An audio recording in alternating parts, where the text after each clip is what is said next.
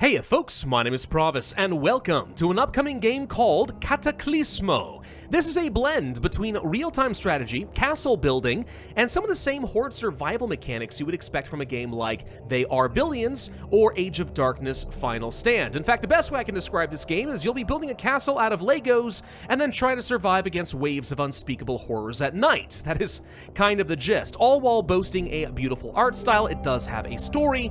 Yeah, I think there's a lot to like about this game and a lot to look forward to. It is coming out on July 22nd, so not that long to wait, and of course there will be a link in the description down below if you want to learn more. Now for this video, I thought about jumping into some of the story, playing with the main character Iris, as she tries to uncover the mysteries of the mists that have destroyed her world and unleashed the horrors that are threatening her community.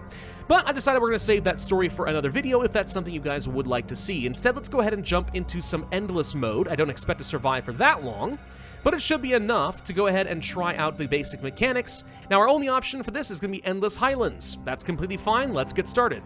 And here we go. What you're seeing here is our citadel. This is our starting structure. If this falls, we are going to lose the game. We need to gather up some resources and build up a castle that is going to stand against the enemy. Namely, these little guys over here. These, whoop, kind of zoom in a lot further than I thought we could. Some little horrors. You can kind of see they look like they may have been human once upon a time, but whatever they are now, they are warped abominations, and we need to kill them all. There are only a few resources you're going to need to worry about. For construction, you need wood and stone. These are going to let you build up most of the scaffolding and the walls that you'll need to survive. Minerals can give you some special, let's say, defensive advantages, special kind of structures that give you bonuses, and you want a lot of this. And then also oxygen, because the mists are hugging the ground and they are deadly toxic to humanity. Most people have to wear masks in order to survive. We want to collect as much oxygen as possible so our people can quite literally breathe easy. So let's go ahead and take our two starting units. We're going to clear out some of the enemies that are nearby. I want to give myself a little bit of breathing room. We also want to start gathering up some key resources. I need to get myself, let's say, a sawmill. So I have to place these far enough apart from each other that they're not going to get in the way. Right over here should be fine and defendable. This is 13 wood. Everything you build has to be accessible from the citadel. And what I mean by that is you're going to find there are literally plateaus and steps and cliffs and such that are all over this map, and you actually have the ability to build up various different walls and stairs and so on, and you want to make sure everything has full access to that citadel in order to work. Later on, we'll be taking advantage of all that verticality in order to build up some very effective walls. Hold the phone. Where'd this guy come from? He immediately comes charging after my sawmill. I don't appreciate that. Let's go ahead and kill him off real quick. He does a lot of wow. Well, that guy died a lot faster than I thought it did. Now, here's the fun thing, though. We have a special ability called time anchoring. This is effectively reloading the game. There's a lore reason behind it, and I'm going to use it right now. There we go. We just folded time. Let's go ahead and try that again. This time we'll give ourselves a little bit more space to work with, I hope. And we'll take this guy out. I do want to say, though, that is a very good proof positive that your units are very squishy. Without walls, you will die. This is not one of those games where you can just kind of have a roaming army and clear everything out, at least not at first. No. You need to have walls or you'll die. Let me get myself another sawmill if we can find a way to fit it. What do you mean this is too close to other gatherers? Not enough space. Ridiculous. Whatever, it's fine. We'll go ahead and get this as well. Make sure that there's nothing nearby that could pose a problem. Get lots of wood generation, because we need to get ourselves some population. I'm also going to need some stone production. Can we get that right now? Yes. I have enough workers, enough oxygen, and enough wood to do that. So right over here, you can find some stone and mineral deposits. I want to make sure we place this in a way that we'll be able to get as much out of this as possible. Do I want 6 stone and 3 minerals or 7 stone and 2 minerals? I have to say I think that the stone is going to be a smidge more important, so let's go for that. What are other things we could build? Well, we have, first off, a limited amount of range for our citadel. You can see a radius off in this direction, and this is the only area where I'm able to build, at least for now. In the future, what we can do is build some beacons, which are ways of extending that reach by a fair bit. So it's kind of like extending your range in a lot of, again, games like Age of Darkness or They Are Billions. We'll also be able to build up some shacks in order to get some more population, because you'll need some citizens in order to work all of your different structures.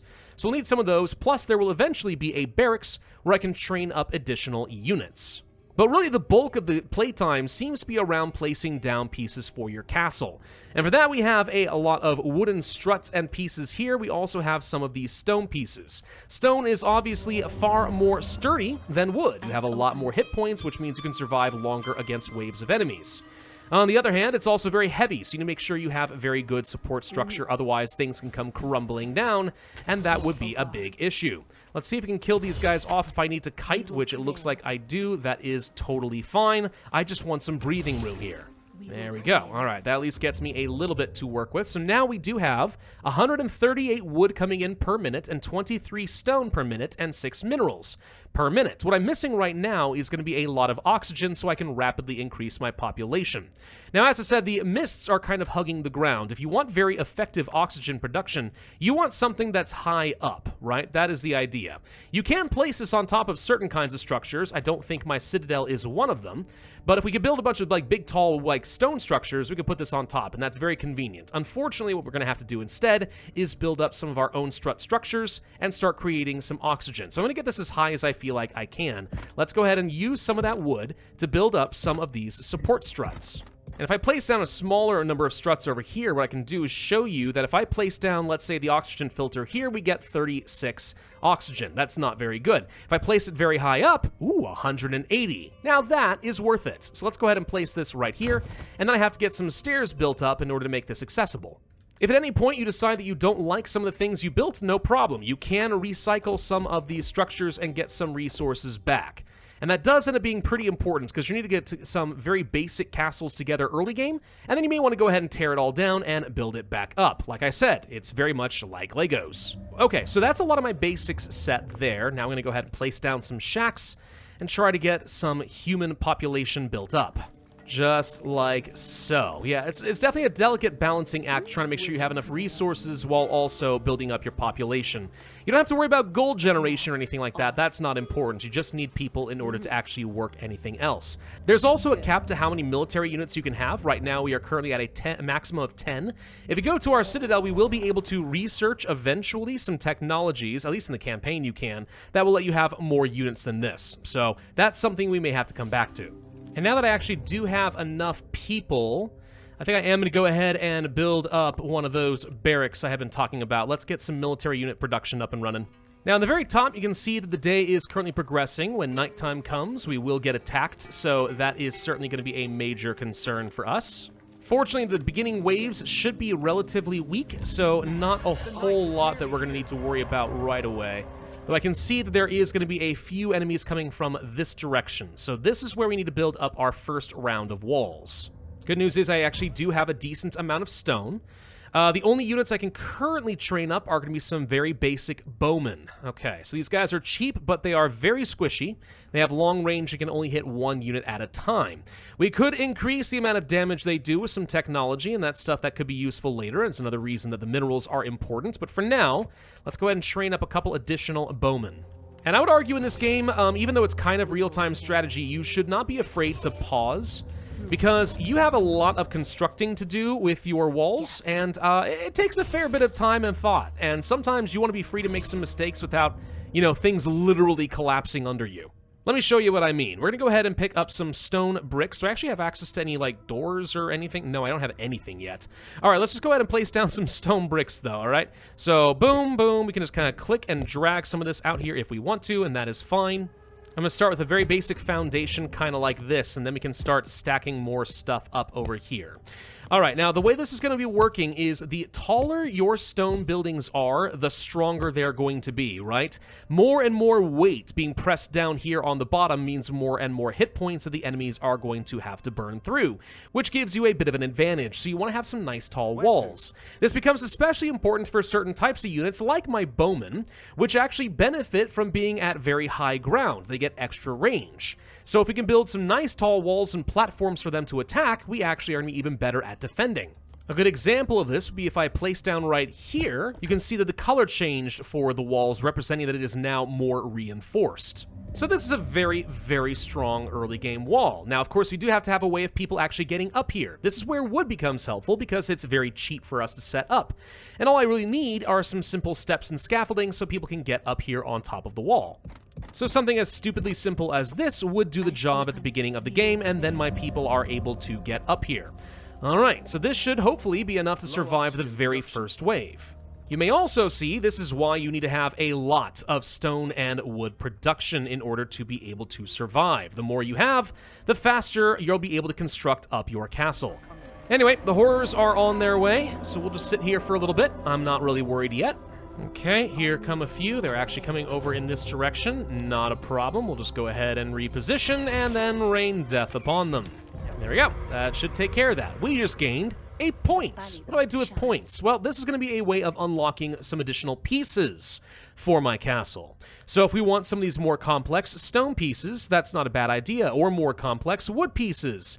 Roofing, right? We can have a new kind of unit, the lobber, who actually benefits from smaller heights than the bowmans, who actually want to have 2 different levels to your castle, and so on, plus a lot of different upgrades. So there's a lot to unlock here. Like an absolute ton to unlock here in endless mode. In the campaign, obviously things are revealed to you in a different way. I do think I'm going to take the stone pack here, just so I'm able to get some doors and not really worry about replacing all of these walls.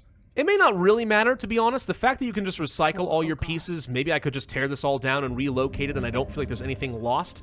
I have not yet found anything that tells me for sure if I gain the full amount of resources back. We can test this right now, though. Let's see. This would cost me 6 stone to place down. If I recycle one of these, I have 49. 55. Yeah, nope, you get all your resources back. So in a way, maybe there's really no downside to just, like, skip the gates early on, tear down the wall after the night, position it wherever the next one comes from, etc. At some point, we're going to get attacked from every direction. So it won't work that way forever, but in the early game, that could be good. Anyway, now that it is daytime, let's just go ahead and keep exploring. I need to keep getting more resources as well. More sawmills would be great. And honestly, another stone source would be great, too. Obviously, stone is a more difficult thing to obtain. Well, there's a nice, huge resource of it right here. Let's first find out if this area is fully enclosed. It is not. So defending it might end up being a mild problem. Maybe. I don't know, actually. Maybe this is closed off. We'll find out. And yes, actually, it looks like this is closed off. Okay, beautiful. In that case, we do want to grab this for sure. So the next thing to do is start getting some of these beacons. We need to place these in a way that we can get all the way up over here. If at any point you do want to increase the speed of the game, you can do that and just fast forward by hitting F.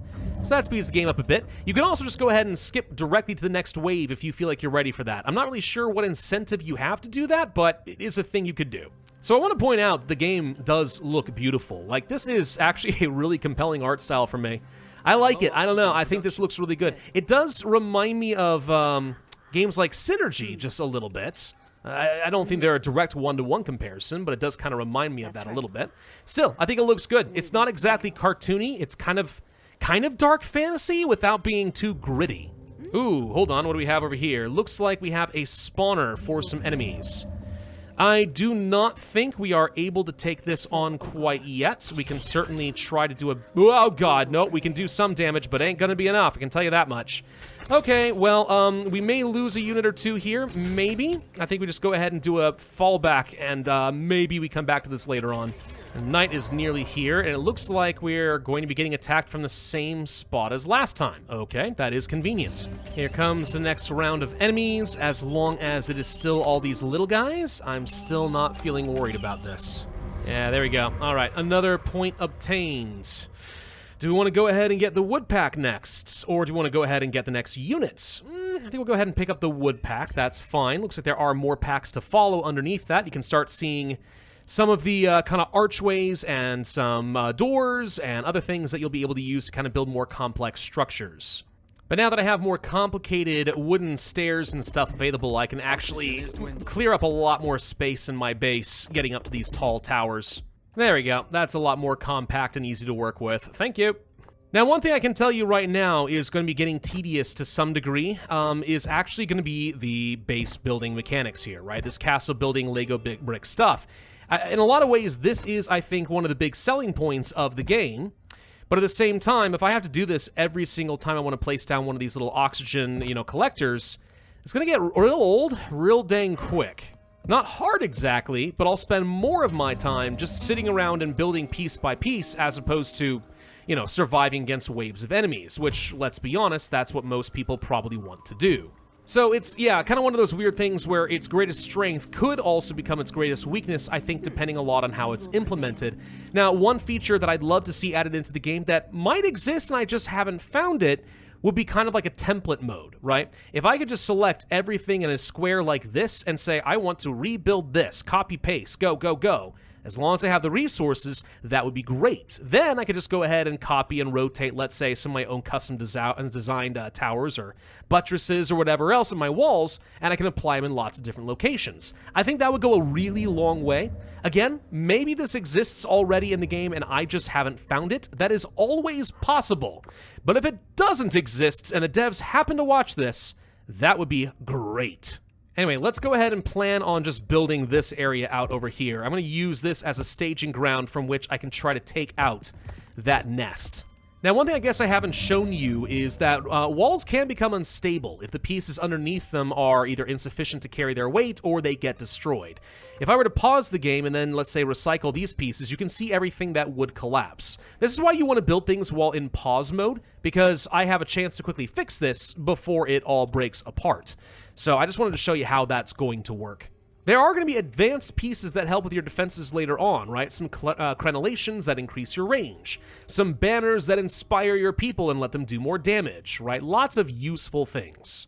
Now, let's see if getting up on top of this wall gives me enough range to actually do much of anything. Doesn't really look like it. We are barely out of range. Oh, that bites. It's fine. This is why we have recycle mode. I'll just do it all over again, a little bit closer this time. You are not able to place down walls immediately next to horrors. There is a limit, but you can get pretty darn close. One thing we could do if you want to get a little bit cheeky, actually, now that I think about it, we could go ahead and place a half arch this way, just to try to give my people a little bit more range to peek out over here and start shooting at these guys. There we go. I think this time it actually is going to work. Yep, we've got their attention now. So they're going to get in here and start tearing apart some of the walls. This is where it actually probably is smart to actually interlock different kinds of walls, different lengths, so that if the bottom ever goes out, there's a chance that some of the stuff above it actually will survive, as opposed to just building everything on top like this. That's just literally a tower waiting to collapse on you. There we go. All right, say goodbye to that nest. Now we can find out what we get in here. We found some salvage. I don't know what we got, honestly. Okay, I'd love to see what we actually obtain out of that. Maybe we just got a lot of oxygen, or maybe we got more wood and I just couldn't store anymore. Totally possible, I'm not sure. Now, personally, I think that you should not be able to place down walls outside of the range of your beacons. Because we just kind of got away with that over here, and it made a blood nest a trivial kind of ordeal, and we can just tear this all down, and we've lost no resources. So it's a way of kind of taking away a lot of the challenge, I think, of the game. And that is something I would definitely change. Walls should be built within range of your citadel or your beacons, forcing you to choose where you want to expand. We are under attack. Where? Where are we under attack? It looks like something came in, broke through. Right over here. Hello! I actually don't know how this guy got here. Really, though, where did you come from and how did you get here? Huh. Okay. And we're getting attacked from the exact same spot again? Good lord, just maybe diversify a little bit, guys. Looks like we're getting hit by a fair number of enemies over here. But this time, I think just 7 archers can easily handle it. I believe all of your structures that have been damaged do get repaired during the day, by the way, automatically. I don't even think it costs you any resources. So as long as nothing breaks through, not a lot to worry about, I don't think. Okay, where do I want to spend my next point? Roofs, I don't really know if these are important for anything. Maybe at some point there are some flying enemies. That would be interesting, but I don't know of them. I think the next thing to do is probably a lantern. No, that's just for decorations, I'm sure. I think the next thing to do is go ahead and unlock the lobber. That's going to be another type of troop. As I said, they do like shorter heights, so technically this 5-meter high wall is too tall for them. They'd like to be anywhere from 0 to 4 to get some bonus damage. But they do have a small splash attack, so it's pretty good for dealing with large amounts of weak enemies. And we'll go ahead and train up like, I don't know, let's say 3 of them. And then we'll go ahead and give them the leather gauntlets, increasing their health. There we go. Now, I'm going to assume that the further away from the citadel we get, the larger and scarier some of the horrors are going to be. That's right. That is my assumption. That said, I feel like at some point there's not a lot of incentive to keep exploring too far out. At least at this stage of the game, the only resource that I ever really struggle with is going to be stone, unsurprisingly. But there's, at least in this particular map, there's plenty of timber to go around. That is not the issue. So that's my primary incentive to explore, find random packets of goodies, and find more stone deposits. If you could also find, let's say, some additional tech points or something like that, now that would give me a lot of incentive to start clearing out the entirety of the map. And again, maybe that exists already, I just haven't found it. I can only say that that's what I'd like to see. Are we seriously getting attacked from the exact same spot again? 4 nights in a row? Alright, well this time they actually are going to have a few more scary units. So we should probably try to build more complex walls. Maybe we could build up something kind of like this. Notice I have 2 different heights. I want to get up to 5 meters to make my archers get the most value, but 4 meters to get my lobbers the best value. Come on, stupid monsters. There they are. Oh yeah, these are bigger boys, aren't they? Yes, indeedy. Okay, but you can see we are going to be making very short work of them. There we go. Wave 4, done. Easy peasy. And I don't really care to buy anything else that's here, so I guess we just save the point? Ugh, that doesn't feel great, but okay.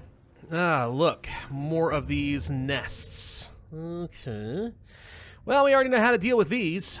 There we go, and that is a lot of them. Rain down death, men! This is where I kind of wish I had some special abilities for Iris and stuff. Things you get from the campaign, and special magical abilities that do area of effect damage. Stuff like that, you know, would be very nice right now.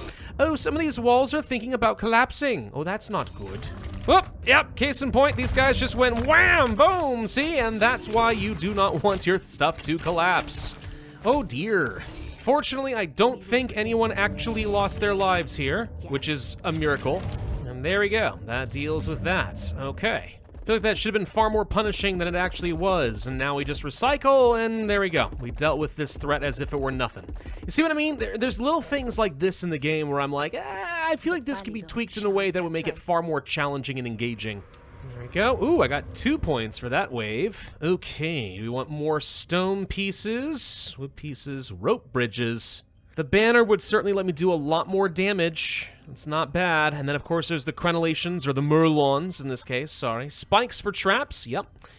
Windows and other things that don't actually matter, but just look really cool.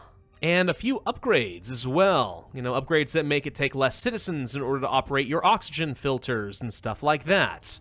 All of this could be useful. And increase military cap, just more troops. Let's just go ahead and get the merlons over here. I think that this is good. There's a lot of things I want to show you, but I don't know. Considering the pacing currently of the Endless Mode, I'm not sure I'm going to have the opportunity to go for the next, like, 2 hours and unlock everything I want to show you. There's a fair bit more that's unlocked from the campaign right from the get-go that you get to play with. And honestly, the storyline for the game is not half bad from what I've seen. It's something you may want to actually try out. I think the story could be a good draw for this game, but again, I don't want to do a lot of spoilers on that, so I'll let you mostly discover that. For now, we're just going to focus on core gameplay mechanics. Now, I was thinking about building out some of my beacons all the way out over here, so I could take advantage of some additional stone, and I will, but what I want to show you is, at least with the technology I currently have available, this isn't going to do me a lot of good. The fact that you see people working down here in the mines and stuff, this is not purely as cosmetic. These people actually do have to go drop off their materials at the Citadel, which is what you can see happening over here. So travel time really does matter. At some point, maybe one of these techs or something would allow us to have some more drop-off points, which could be very, very useful. Unfortunately, I don't have that right now, so gathering resources that are far away is going to have extremely diminished returns. Which is a shame, because there's a massive stone deposit over here. Ooh. Oh, frick me! I could have sworn the enemies were coming from the same direction over here, and I was wrong. They are coming from over here. Oh, dearie dear. Alright, this is a great example where we return to a previous time anchor and fold time backwards. It's fine, though. This will give me an opportunity to rebuild a whole new section of wall, hopefully something a little bit fancier than what you saw last time. So maybe something kind of like this to start, which is a bit more complicated, has lower levels for my throwers. Plus what I'll do on the top, now I can start adding these Merlins up over here, which gets me a range boost for anyone who is up top. And then with all these little extra pieces here, what I would do, if I could, is I'd place some banners, because they have a small radius around them. So a few well-placed banners around here would boost up all the defenders up top as well. But then, of course, it looks like these guys have decided they're going to duck over here instead, which is exactly where I'm not set up. Oh, gosh dang it. It's fine, it's fine. This is the power of pause. Now, and it figures, as soon as I build this nice, glorious new section of wall, they change their attack pattern and go over here instead. Which is probably the sensible thing to do, but it's still annoying. How dare you? Whatever, it's fine. They might break apart a small section of wall, but it should be okay. We'll still deal with them. Ugh, that was expensive, but whatever. The important thing is we survived. 2 more points for me. Let's go ahead and unlock that banner next. So if I were to place some of those, I can show you here. It does cost some minerals, which is one of the reasons you want to have these, but by placing it like this, or here, we get a damage boost for any units that are nearby. Okay, so we've rebuilt this wall, and it looks a lot better, if I do say so myself. 4 meters, my lobbers are doing great. Bowmen are in the high ground, so you get the extra damage that way. Yeah, this is looking good. And this is just kind of how you want to keep playing the game, right? And you can kind of see the potential behind it. In fact, I've seen some of the, either some pictures and screenshots of the kind of castles the developers were able to create, or you get a taste of it in the campaign. And it can honestly be pretty darn complicated and gorgeous. Like, it's a fun little castle builder, if nothing else. So that in and of itself is a pretty cool feature. And then you can imagine from the campaign that certain levels and scenarios are going to start you off with either ruins that you need to rebuild, or existing castles you may want to modify, and so on and so forth. A lot of cool opportunities to build out a really solid and truly customized defense. I think the next thing we want to buy, honestly, is going to be spikes. I want some traps. I've got tons of wood, but I don't have a lot of good ways of slowing enemies down. But now, if I want to start placing these little spike balls everywhere, that'll give them something to think about. But you know, one of the things that still is not unlocked for me, and feels kind of weird that it's taking this long? Doors. Why can't I just have like a gated door? Why do I only have to have junk doors that are wide open for anyone to walk through? Hello? I think the next thing we'll buy is more capacity for troops. That brings me up to a total of 15 allowed. The way I see it, unless I get a lot more points, it's the only way I can keep boosting up my defenses and keeping my damage numbers high enough that nothing is going to break. Okay, made it all the way up to wave 10. Now we are getting 3 points per wave, which probably means I can get a lot of other good stuff, like maybe, for example, my bowmen shoot multiple arrows at once, or my lobbers have exploding balls for more area of effect damage, right? There's a lot of that stuff. Upgrades for the economy. Warehouses would actually allow me to start storing my stone much further from the citadel, and it's hard to say no to that because that is a massive economic boost for me. Unfortunately, it takes a ludicrous number of workers to make that work as well. So there's a lot that I would need to do in order to start moving on into the mid-phase of the game. But I think at this point, you probably have a good idea of how Cataclismo is going to work. And again, this is just the endless mode. This does not have any of the charm of the storyline, right? You know, there's a lot of other compelling reasons to play the game, but I think from this alone, you get a very good idea how this game is going to work. I think generally speaking, I really like the idea behind this game, and this could be a really fun way to play an endless horde survival kind of a game. And I really do enjoy the customization of the walls. It feels very satisfying when you start getting a system together kind of like this, and it works. Though again, I think that when you start spending about half of the game paused just building and then tearing apart your Legos, some people are going to love that, and some people are not. So maybe you're one of those people, maybe you're not. Regardless, though, again, this game is coming out on July 22nd. I'm going to include a link in the description down below if you guys would like to take a look at the game. Otherwise, that is up to you. Thank you all very much for watching this video. If you enjoyed, I would ask you to hit that like button, leave a comment, subscribe, make sure you hit that notify bell, and I will see you guys next time.